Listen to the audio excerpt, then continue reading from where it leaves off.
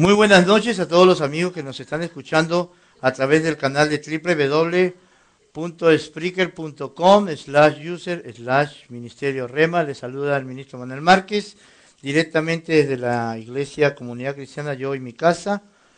Servimos a Jehová en la ciudad de Linden, New Jersey. Reciban los saludos respectivos de los pastores Eduardo y Rosana Roncal. Y bueno, ¿qué tal si le damos un fuerte aplauso a los amigos que nos están escuchando, ¿no? Gloria a Dios. Bueno, esta noche solamente estamos saliendo por la señal de Spreaker, señal de audio, así que es muy importante que pueda tomar sus notas, usted que nos escucha, aunque ya sabe que terminada la clase queda grabado y ahí lo pueden volver a pasar. Continuando con nuestros estudios bíblicos de la Escuela Bíblica a los pies del Maestro, hoy ya tenemos los 4 evangelios y bajaremos hasta en la lámina de Juan. Hemos visto Mateo, Marcos, Lucas y Juan.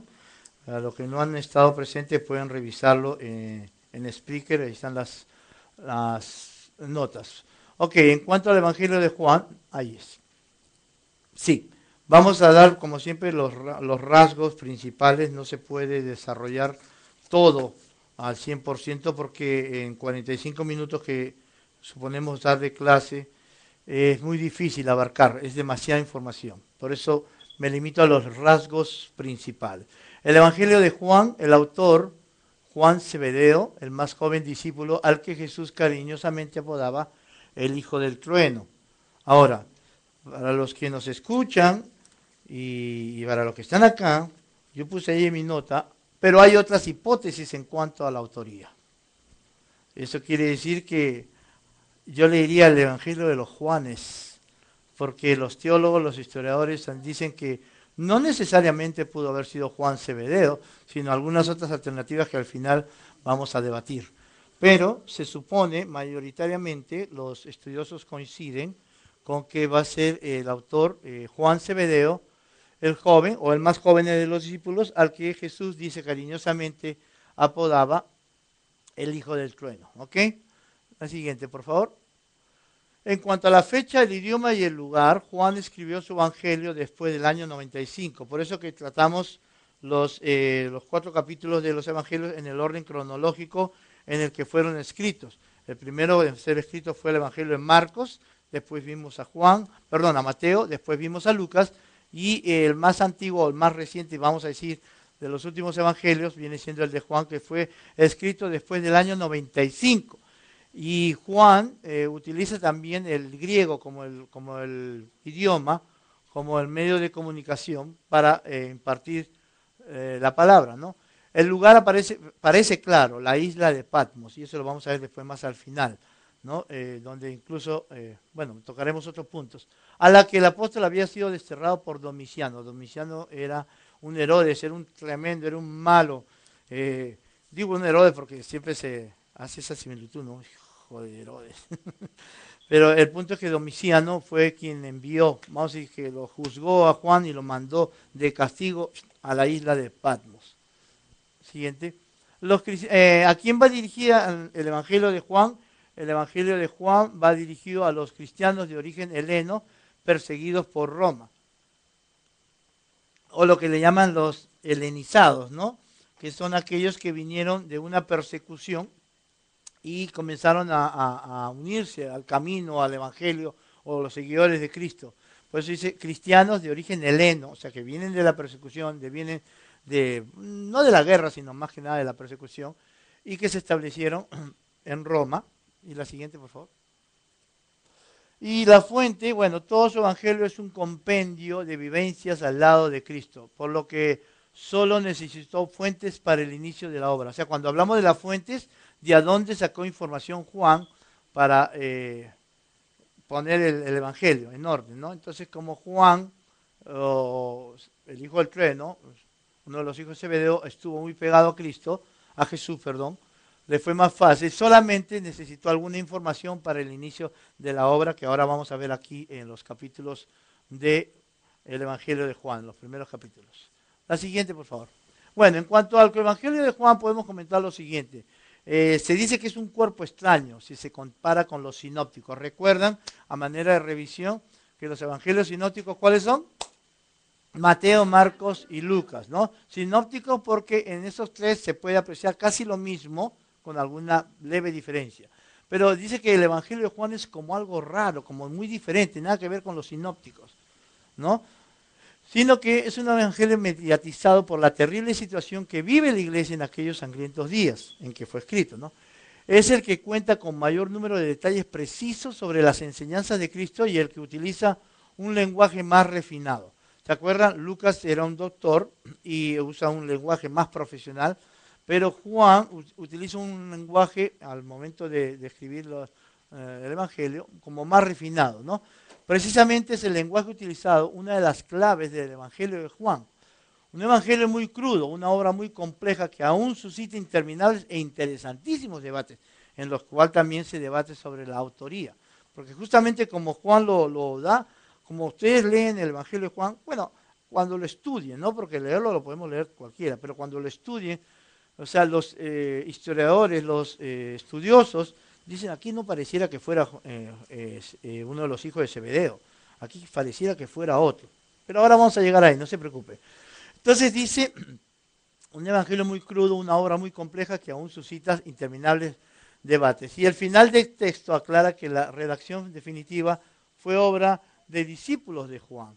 Porque si usted lee, no cambie la lámina, pero si usted lee Juan 21, en casi los dos últimos versículos, Juan 21, que es el último capítulo del Evangelio de Juan, dice...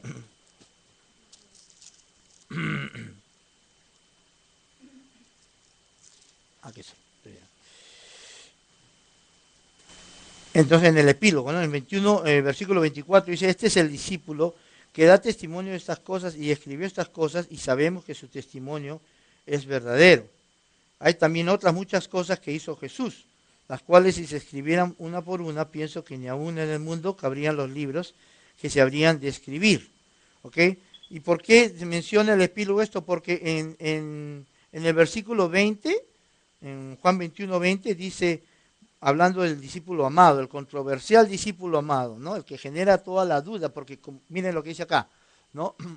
El final del texto, o sea, del Evangelio, aclara que la redacción definitiva fue obra de discípulos de Juan, no un discípulo, sino discípulos de Juan, o sea que hubo un compendio ahí de información. ¿Por qué? Porque en la discusión del discípulo amado, fíjense este detalle, volviéndose Pedro, vio que seguía el discípulo a quien amaba Jesús. ¿Quién era ese? Juan, ¿no? El mismo que en la cena se había recostado al lado de él y había dicho, Señor, ¿quién es el que te ha de entregar? Cuando Pedro lo vio, ¿no?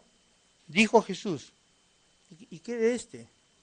Lo estoy tratando de actuar, lo estoy tratando de ponerle el énfasis en la lectura, porque ahí, si ustedes comienzan a estudiar, a profundizar, ahí como que crea, ¿por qué Pedro habla así? Es como decir, para que lo entiendan, ¿no? Si vamos a ponernos imaginariamente, en este relato vemos que Pedro, ¿no?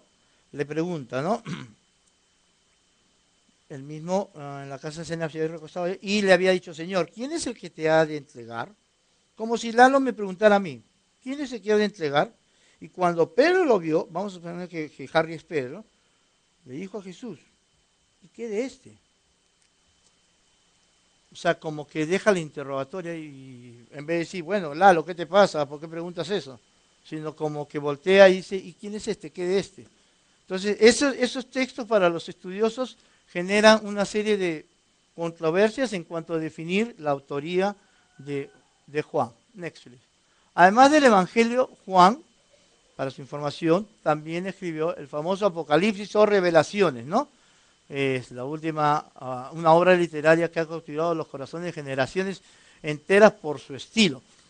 El Apocalipsis muestra una iglesia o a una iglesia perseguida en medio de un mar de sangre. Bueno, ustedes seguramente lo han leído y me imagino que a Maritza le fascina el Apocalipsis y ya viene ya la serie que va a traer la hermana Susana. Dice que constituido por las terribles guerras que habían azotado Tierra Santa. Una iglesia que vencerá gracias a Cristo resucitado, que se impondrá al mal y que traerá el reino a todos los hombres de buena voluntad. ¿No? Next. Algo más sobre él. El cuarto evangelio es especial en que su autor Juan fue uno de los 12 discípulos de Jesús.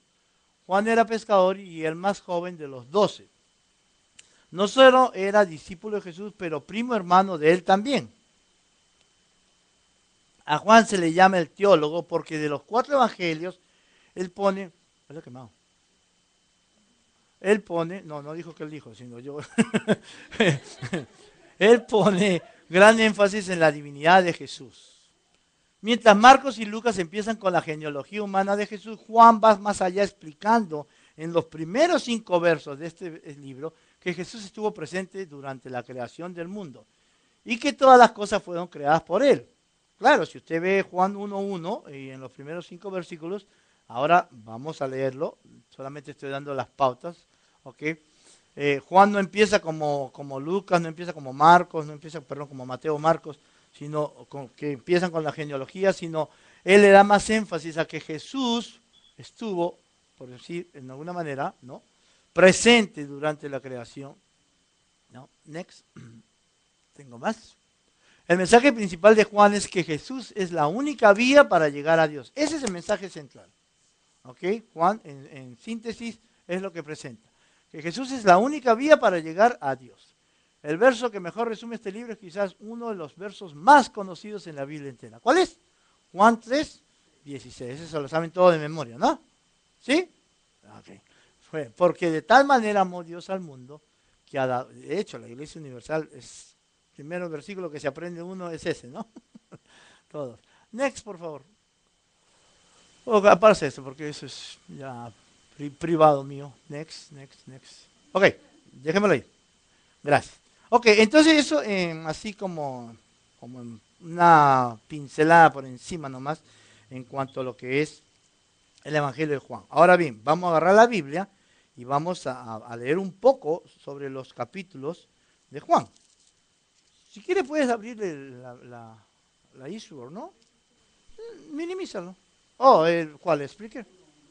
No, minimízalo nomás, porque después regresamos ahí. Sí. Escape y minimize. Minimízalo. Por favor. Ajá. Ya digo, si quieres, quieres ayudarme con la Biblia. Ok, hermano, entonces fíjense, como le decía, ¿no?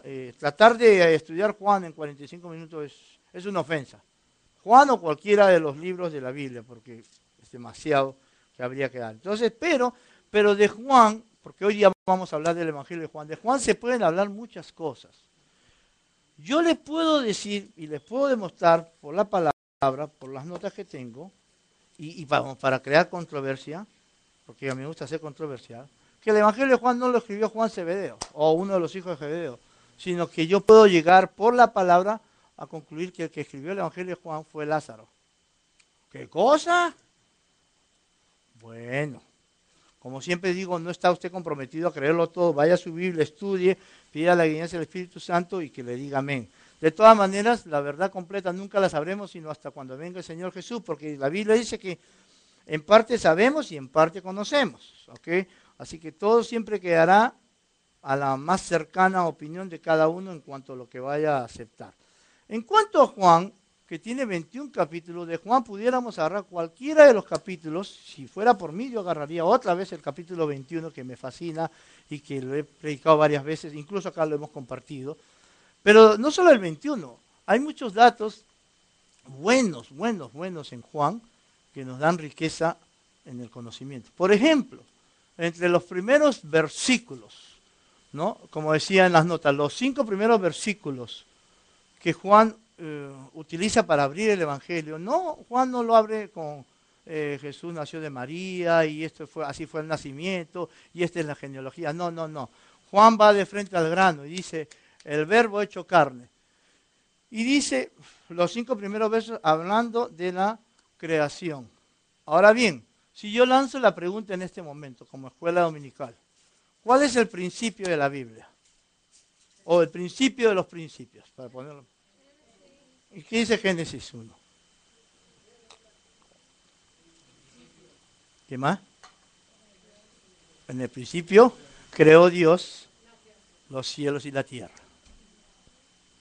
O sea, originalmente y culturalmente nosotros creemos y pensamos que ahí comenzó todo. Porque es el Génesis 1.1.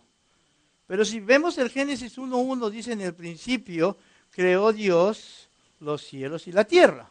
Es el principio de principios. Pero ya Dios estaba. ¿Cierto, sí o no? Entonces ese no puede haber sido el principio. Tiene que haber otro principio que nos haga profundizar más. Porque si dice en el principio, mire, pongámoslo así, en el principio Lalo creó los cielos y la tierra, entonces ya Lalo estaba. ¿Se ponen a pensar un poquito? ¿Ok? En el principio Maritza creó los cielos. No, no en el principio porque Maritza estaba. ¿Ok? Los voy a poner a pensar un poquito, ¿ah?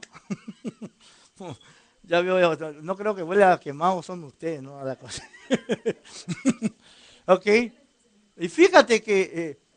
no, creo que lo sabes, suavecito. En el principio creó Dios los cielos y la tierra. Como le digo, culturalmente hemos sido enseñados que ahí comenzó todo. Pero si pudiera buscarme, por favor, Susana, primera de Juan 1.1. Yo le voy a decir que en la Biblia hay 3 principios y los vamos a aprender esta noche.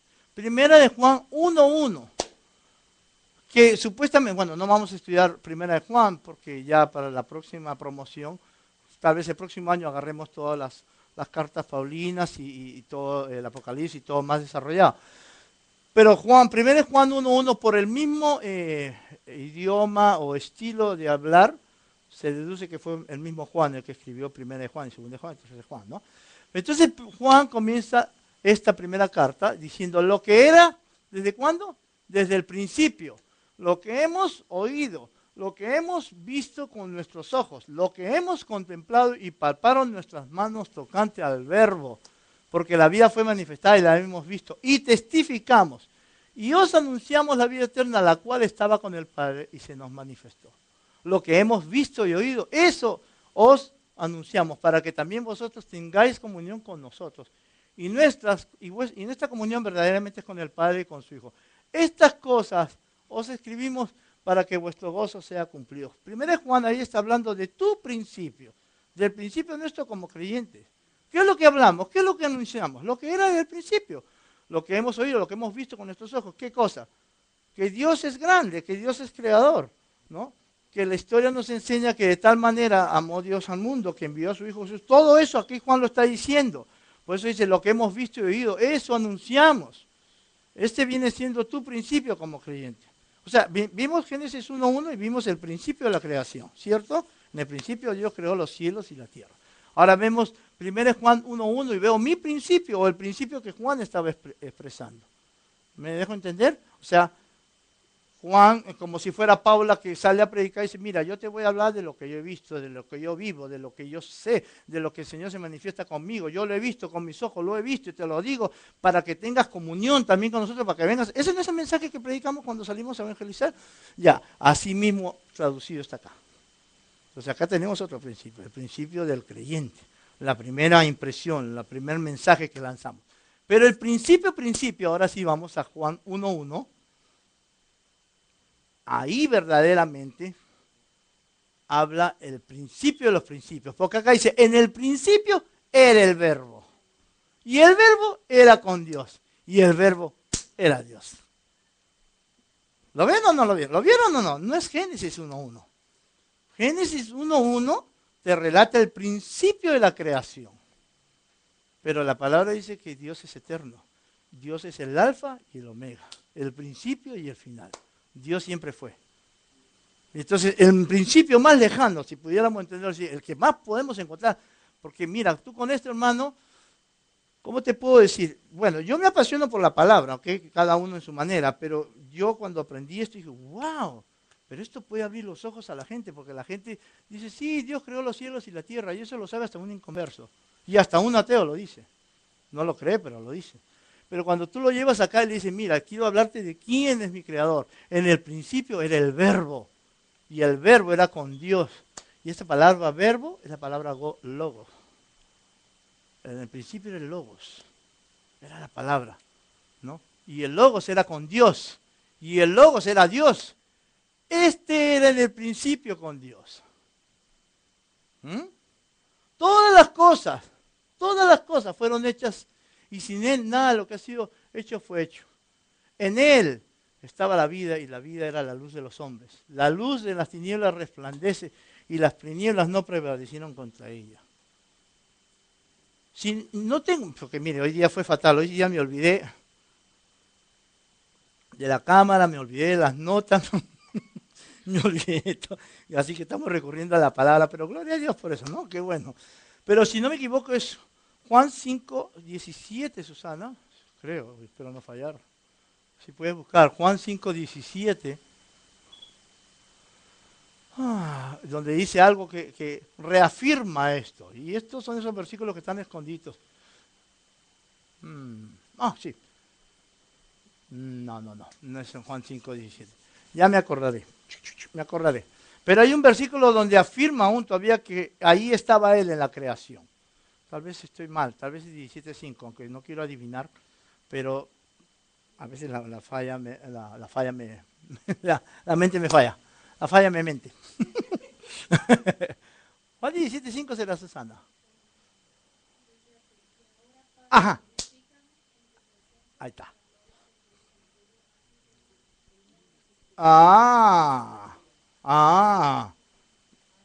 ¿Se dan cuenta?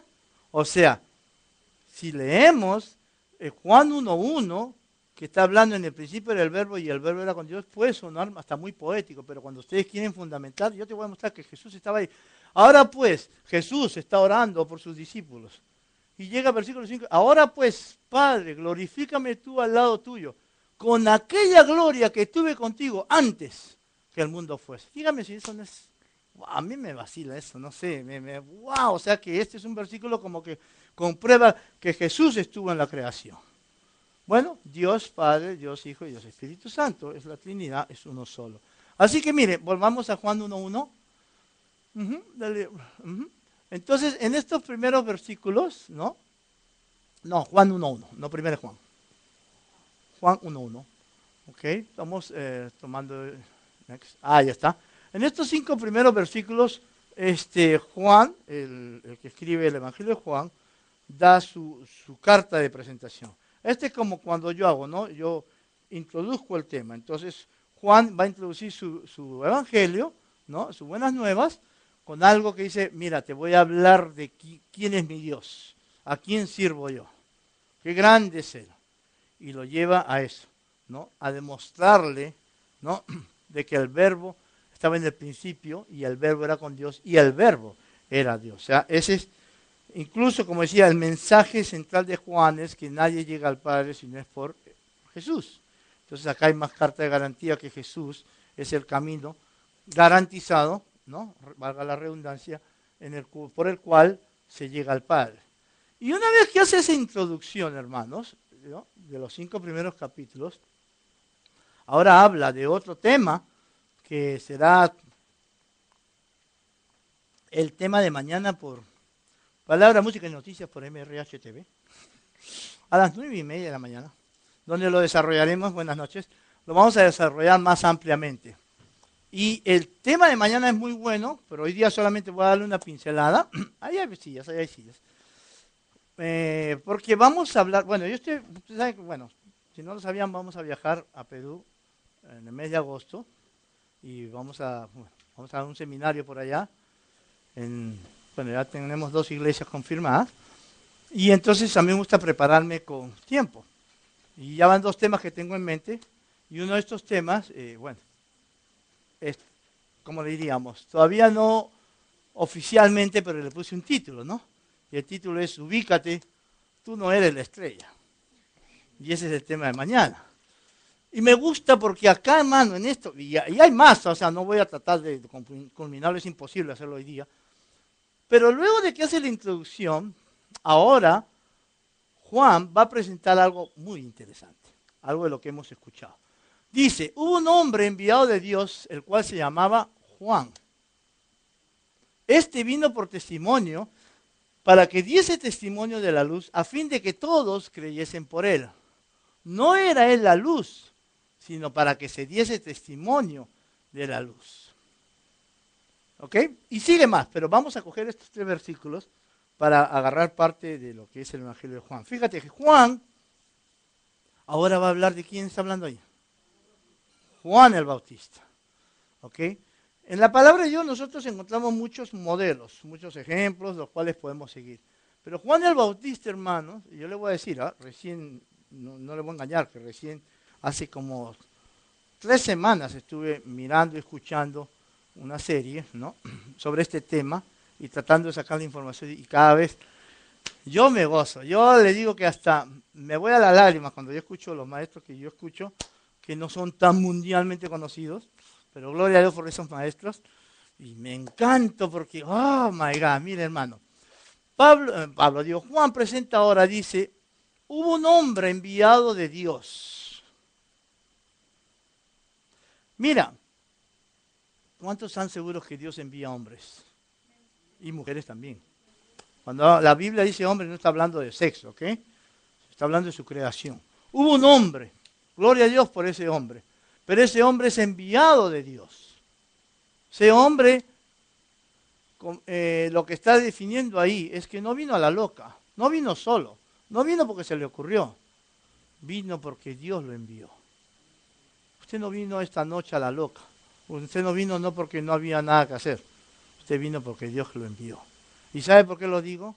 Porque esta es una iglesia con una mentalidad apostólica y profética. Si usted entra a esta casa y cruza ese umbral con una mentalidad de templo, usted está en el lugar equivocado. Pero si usted entra a esta iglesia y usted cruza el umbral de esa puerta con una mentalidad de reino, usted ha venido al lugar correcto. Porque muchas iglesias le enseñan para que usted se quede ahí bien tranquilo y sea, wow, cómo sabe Paula y Leslie, wow, cómo ha crecido Leslie y that's it. Pero ese no es el punto.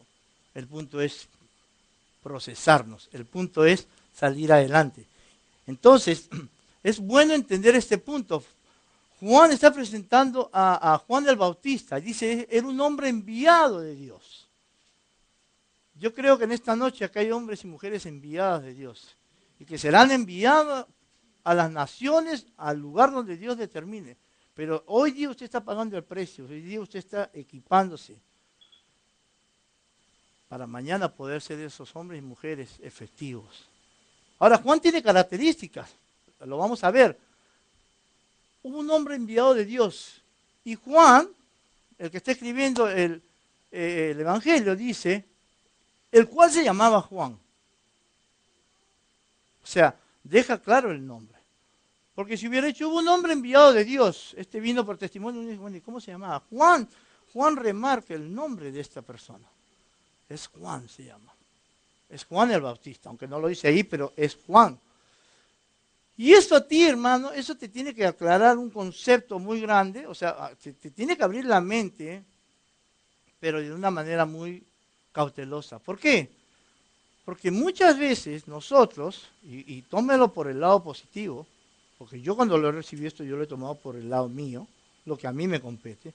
Muchas veces nosotros queremos más levantar nuestro nombre que el nombre de Dios. Pero dice Juan, este hombre fue enviado de Dios, el cual se llamaba Juan. Mire, Dios no tiene problema en que su nombre sea conocido. ¿Usted sabe? ¿Sabías que, Berta, Dios no tiene problema en que tu nombre sea conocido? Que conozcan a Berta la cubana, que ruge en el desierto. Que conozcan aquí en Ana, el trueno de Rosel. Dios no tiene ningún problema.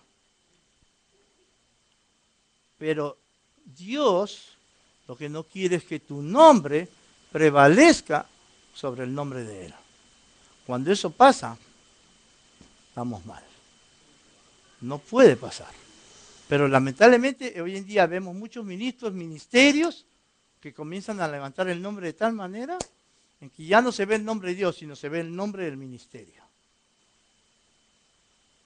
Yo compartí algo con este pastor de esta enseñanza y me acordé. Usted sabe que cuando llegamos a Estados Unidos por el año 94, Y en ese tiempo ya comenzamos a tener computadora, ¿no? Pero no era como la de ahora. ¿Se acuerdan que usted marcaba y se escuchaba? Y ya va a conectar, ya va a conectar. ¿Se acuerdan? Windows 94. Y se iba, se tomaba un café y miraba de lejos el monitor. Ya conectó, ya va a conectar y no conectaba. Bueno, cuando yo entramos al internet, entonces yo como era bien cristiano, dije, voy a hacerme un correo cristiano. Y buscando así en internet encontré una compañía que se llamaba emailcristiano.com. Así que usted podía poner ahí paula@emailcristiano.com. ¡Guau! Súper cristiano ya tu email. Entonces yo puse, me acuerdo de esa cuenta, ¿no? ¿Se acuerdas? Manuel Márquez Ministries @emailcristiano.com. Ya, o sea que ya énfasis, el hombre era cristiano 100%. Lo máximo. Pero, bueno, esa cuenta quedó ahí abierta, nunca se usó, ya se quedó. Pero lo que le quiero decir es esto, ¿no? Tu ministerio, tu llamado, lo que Dios tiene para tu vida, nunca puede ser mayor que Dios. Nunca, porque Dios siempre es más grande que todo. ¿Okay? Y aquí, presentando a este hombre, dice un hombre enviado de Dios, esto me lleva a pensar en muchas cosas y muy atinado a lo que estamos acá. Nosotros, vuelvo y repito, tenemos una visión apostólica y profética. ¿Qué significa eso? Ok, para que entiendan. Hay visiones pastorales. ¿Okay? En la visión pastoral, el pastor lo hace todo. Y si el pastor no está, no hay culto. ¿Mm? Porque si se va de viaje, lo primero que preguntan, ¿va a estar el pastor Eduardo el fin de semana? No, se va de viaje. Ah, ok, tengo off. Y no vienen. Porque en la visión pastoral, si no está el pastor, las cosas no funcionan. Pero en la visión apostólica, en una iglesia apostólica y profética, ya no es el pastor, como decir la estrella, sino como está puesto como en función de organización. Pero resulta que todos somos llamados. Y el pastor va a comenzar a enseñarles a todos para que en su momento ustedes también sean enviados. ¿Ok? Lo que me lleva a concluir es esto. No importa el ministerio que tú tengas, fíjate que yo lo estuve razonando esto todos estos días, pero lo importante es que tu ministerio sea apostólico y profético. Quiere decir que si tú eres un evangelista, tú debes ser un evangelista apostólico y profético. Si tú eres un maestro, tú tienes que ser un maestro apostólico y profético. Si tú eres un pastor, tienes que ser un pastor apostólico y profético. Y si eres un apóstol, debes ser un apóstol apostólico. Porque hoy en día hay muchos apóstoles, pero no son apóstoles. Y lo menos que son apostólicos, porque son solamente apóstoles de nombre.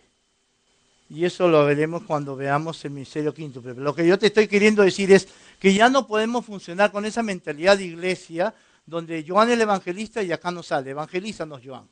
O Chirle es la profeta y de acá no sale. No es así.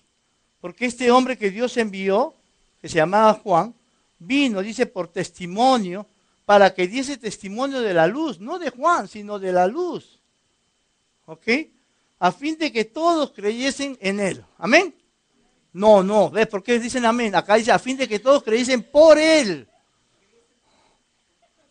O sea, por él. No, escúchenme bien. Miren, él vino por testimonio, ¿ok? Para que diese testimonio de la luz. ¿Ok? O sea, Manuel viene, vamos a suponer que yo no pertenezco a esta iglesia, el pastor me invitó, ¿ok? Manuel viene porque tiene un testimonio, bueno, lo conoce, el pastor lo ha invitado. Yo vine acá, pero vine para dar testimonio de mi ministerio, no, de la luz, de Jesús. ¿Me entiendes? Entonces, fíjate, apenas estamos en esto, o sea, ni siquiera entrado, no hemos avanzado, pero esto es muy importante porque esto es lo que Juan está estableciendo en su mensaje al presentar a Juan el Bautista. A fin de que todos ustedes, todos, creyesen por medio de mí en él. ¿Me entiendes? O sea, de que yo sea el canal que comunico para que ustedes lleguen a creer en Dios, no en mí. No crean en mí, crean en Dios. Porque el mensaje de Juan Bautista era ese. Mira, no era él la luz, no, Juan el Bautista no era la luz, sino para que diese testimonio de la luz. Y ahora, Si nosotros entendemos esta verdad, que Juan está presentando apenas en la entrada de su evangelio, vamos a entender por qué venimos los martes, o por qué usted viene los viernes a la oración, o por qué usted viene a los servicios. No viene por el pastor, ni viene por la congregación, usted viene porque usted quiere crecer para dar testimonio de Él. Pero hoy en día, hermano, hay iglesias pequeñas y grandes que lo único que hacen es testimonio de su iglesia, de su templo, de su local, del piano que tienen, de la cámara que usan. Y eso no es así. O sea, cuando usted comencemos a estudiar Juan el Bautista,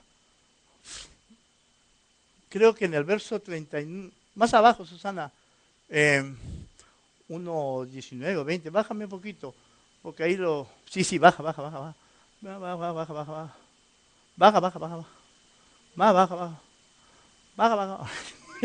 Ya, ahí no va. No, más arriba, más arriba.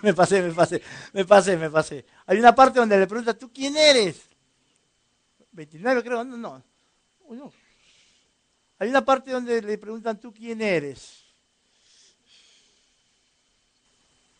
No, pero ya te pasaste al otro. Juan 1. Ese es Juan. Acá, 20, 21, sí. Gracias. Mira, le preguntaron, ¿tú quién eres? Fue como que yo vaya y le diga, John, ¿tú quién eres? ¿Tú quién eres? Pero ¿tú eres Cristo? No. ¿Tú eres Elías? No. ¿Quién eres? Dime, explícame. ¿Por qué tengo que dar yo testimonio de ti? ¿Tú quién eres? Mira lo que le dice acá. Dice, confesó y no negó, sino confesó. Yo no soy el Cristo, por si acaso. Ron, yo no soy el Cristo. Por si acaso, si vienen a mí, yo no soy, no lo soy. Ok, le preguntaron, entonces, ¿qué pues? ¿Eres tú Elías? Tampoco, no soy. ¿Eres tú el profeta? Respondió, no. Entonces le dijeron, pues, ¿quién eres? Para que demos respuesta a los que nos enviaron. ¿Qué dices tú? ¿Y qué dije? Yo soy la voz de uno que clama en el desierto. El mensaje de Juan era anunciando que venía Jesús. No a él. No a él. Y ese es un problema hoy en día, porque hoy en día mayormente los mensajes del púlpito, lo que están anunciando es cuánto tú sabes de la palabra, o cuántos países has visitado, o cuántos cassettes has grabado, o cuántos versículos te sabes.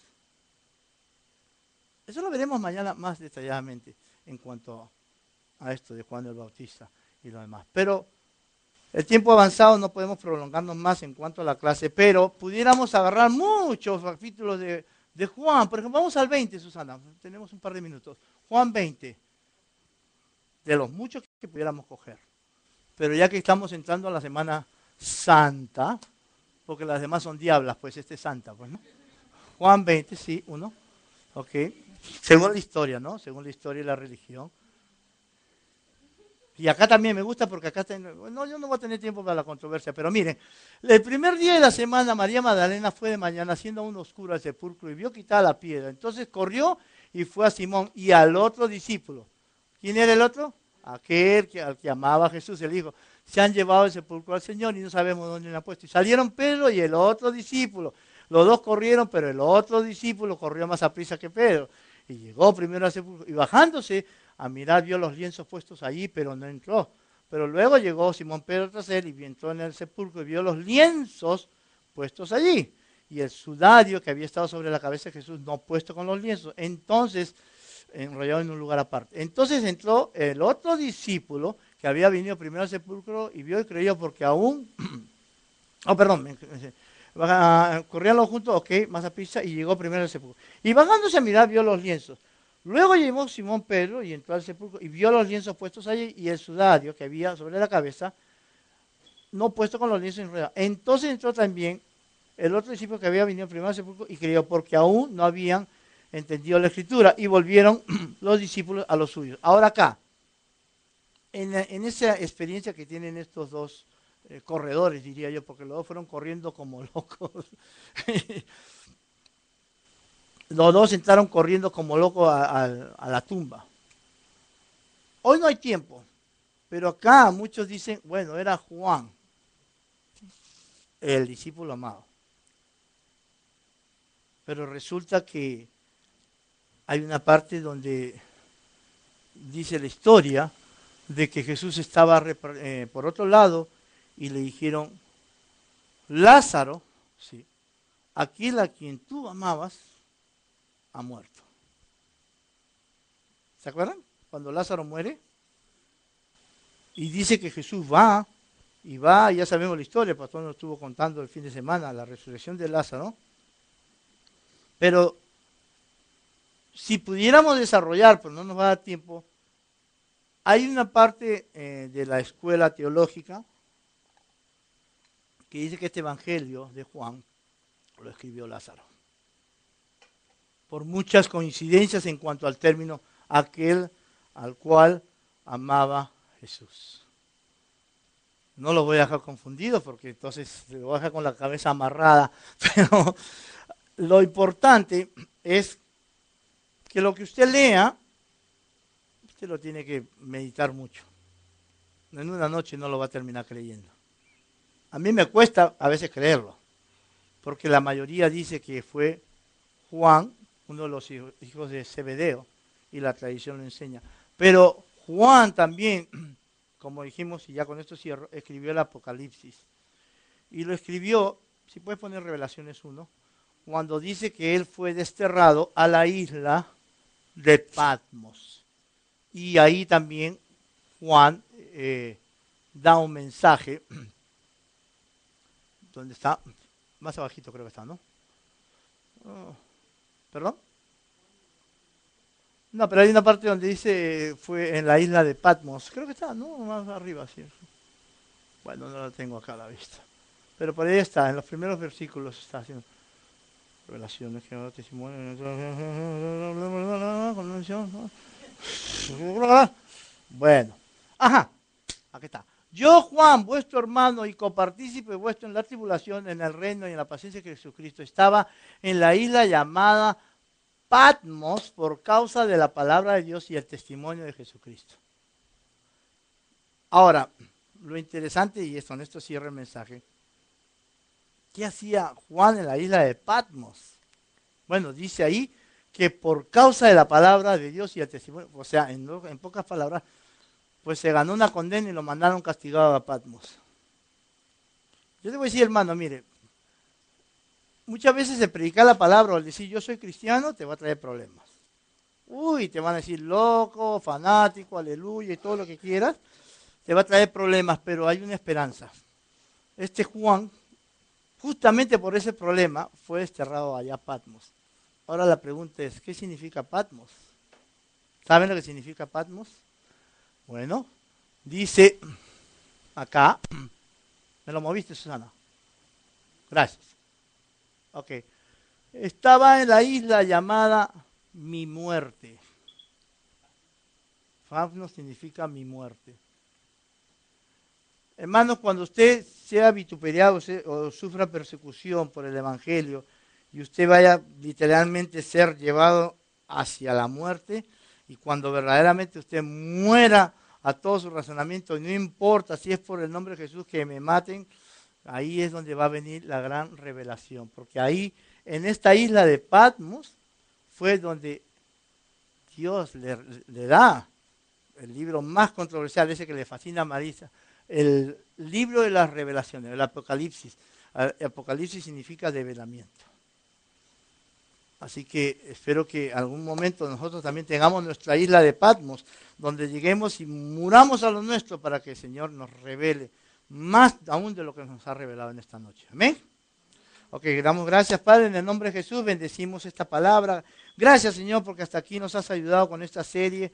Yo declaro que esta semilla incorruptible de la palabra tuya, Señor, está depositada en los corazones de mis hermanos aquí presentes y de todos los oyentes de Spreaker.com y de Ministerio Rema. En el nombre de Jesús lo bendecimos y declaramos que no vuelve vacía, sino que va a cumplir el propósito para el cual fue enviada. Amén. Amén. Démosle un fuerte aplauso a las personas que nos están escuchando. Córtalo.